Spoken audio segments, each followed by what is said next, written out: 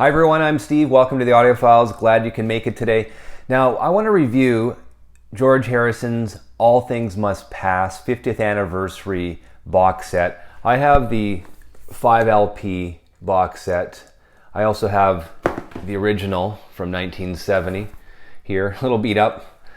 This one I've played a lot. I've had this one for years as well. This one co-produced by Phil Spector. Of course, you guys know The Wall of Sound. Now, the 50th anniversary, there's been a lot of controversy. So it's like, should I buy this one? Should I waste my money? So let's find out right now. Let's get this started.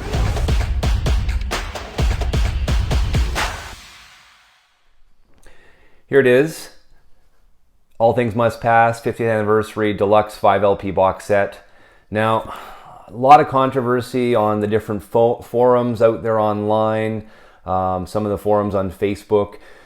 Is it worth it? Is it worth buying for the price? I mean, there's a few different options. You can get the Uber Deluxe in a big crate, or you can get like the 8 LP set, the 5 LP set with the outtakes, or you can get obviously just the normal 3 LP remix as well. So is it worth it? Well, I want to do a little bit of a history on this album, and then I want to then discuss my findings of the way this sounds and how I compared it to my original 1970 album.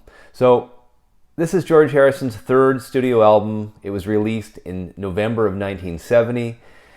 Now, All Things Must Pass had a very eclectic array of musicians, I guess amazing musicians, working on this album, such as Ringo Starr, Gary Wright, Billy Preston, as everyone knows from the Let It Be album, the 5th Beatle on that, did the keyboards. Klaus Voormann, who was the bass guitarist and also known for his artwork on the Beatles album Revolver, which is one of my favorite albums of all time by the Beatles. We had Badfinger on percussion, who was also signed by the Apple label owned by the Beatles at that time as well. And on guitar, Eric Clapton. And of course, Phil Spector co-producing with George Harrison, and we all know Phil Spector using his Wall of Sound technique as well. So that's a little bit of a background on the album. So the 50th anniversary remix of this album was remixed by Paul Hicks, a 3-time Grammy winner, who has a long history in collaboration with Danny Harrison, and he's also worked with the likes of Coldplay, Paul McCartney, and Ringo Starr, so does have a lot of experience in the remixing industry. Here's a little fun fact. His dad is the Hollies guitarist, Tony Hicks. Did not know that. Now, Paul Hicks also worked closely with Giles Martin in remixing and remastering the entire Beatles catalog. And Danny Harrison, who also collaborated with Hicks on a number of other projects, they also are in a band together, which I thought was really cool. And of course, Danny Harrison, George's son, was the supervisor and co-producer of this album.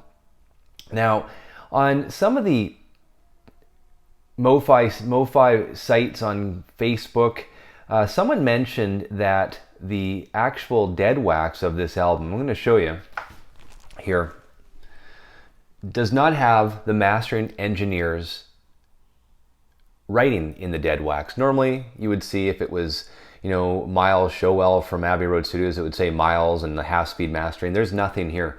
I think it was Michael Fermor who mentioned that in his piece on the review of this album as well. So yeah, we don't even know who the mastering engineer is on this album, which I find very strange. It was brought up, like I said, in one of the posts on the MoFi forums. I just wanted to let everyone know that. That's very interesting. I've never seen that before as well. So Michael Fermor, thank you for that. That's an interesting observation there. So is it worth it to buy the brand new 50th anniversary remix, or do you just stick with the old faithful, the original 1970? And I haven't looked at it yet, but the 30th anniversary All Things Must Pass, which George Harrison personally signed off on, again, I haven't heard it. Could be, according to some people that I speak with, some members of the different forums say that's the go-to album is the 30th anniversary. So it's almost one of those things. I'm gonna have to buy one. They are on Discogs, anywhere from, I think it's like $80 all the way up to $400. So have a look there if you are interested in that one. So is it better? Is the 50th anniversary better than my 1970 my 1970 album? Well, I'll tell you. The vocals, George's vocals, they sound more in the front. They offer a lot more clarity. The sound is cleaner, but of course, because of the sound's cleaner, the guitars sound a lot better. It's more compressed, okay?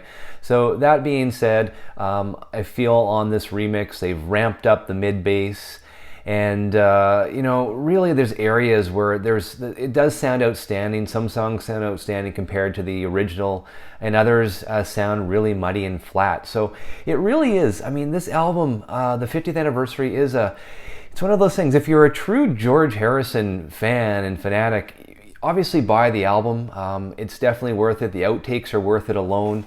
But I mean, compared to my 1970 original, there was more low end on the remix than my original. Like I said, the vocals were clear, the guitars were clear, but I mean, that's compression right there that's doing that. So they cleaned up the vocals. My original has more of that, of course, the wall of sound, that in a way that echoey feel to it. But I found out too that Phil Spector's wall of sound, one of the reasons why he came up with a wall of sound was strictly for FM radio play as well. He felt the wall of sound sounded a lot better when it was played on FM frequencies back in the 70s. So I found that interesting as well. So, I mean, by compressing this album the way it did to bring the vocals more up front and the guitars more up front, it does, bury other instruments. It'll bury the string section, that's really prevalent in this album as well. So that's, the give or take as well. So all in all, it does sound great, but it's one of those albums where, I mean, should you waste another $100 or whatever dollars on it? I'd say don't run out and get it if you don't have to. Maybe stream it. Use the Apple lossless streaming service or Amazon HD. Just to listen to it and see what you think. But all in all, I mean, it is a great album if you're a fan. I'm happy with it. I'm not gonna never play my original ever again. I mean, there's definitely, with a remix, you can't really compare it apples to apples. But I think I am motivated to have a look or to have a listen to the 30th anniversary All Things Must Pass. So I might have a look at that one next, which is, I think will be an interesting comparison as well. Well, that's my review of the 50th anniversary All Things Must Pass George Harrison 5 LP box set, or at least mine's the 5 LP box set. I really enjoyed the outtakes. That's worth the price of admission alone. And like I said, it does sound great. My original sounds fantastic as well. If you are a true George Harrison fan and enjoy his canon of work, then just stick with the original at this point. Or like I am going to try as well. I want to test out the 30th anniversary because that was signed off by George Harrison himself before he passed. So that would be an interesting one to have a look at next and review. So guys, if you haven't already, subscribe to my channel. You can see it down there. Once I get to 1,000 subscribers, I'll be giving away the 50th anniversary Abbey Road Beatles box set. I'm excited to do that. Thank you for everyone who has subscribed to date. Once we get to 1,000, you'll have a 1 in 1,000 chance to win the box set. So I'll be excited about that. Until next time, guys, thank you again so much. I hope you got a lot out of this this video today and this review today. Keep turning that music up loud. Spin those records. Unseal some of your records if you want, if you can, and enjoy the music. Until next time, we'll see you again.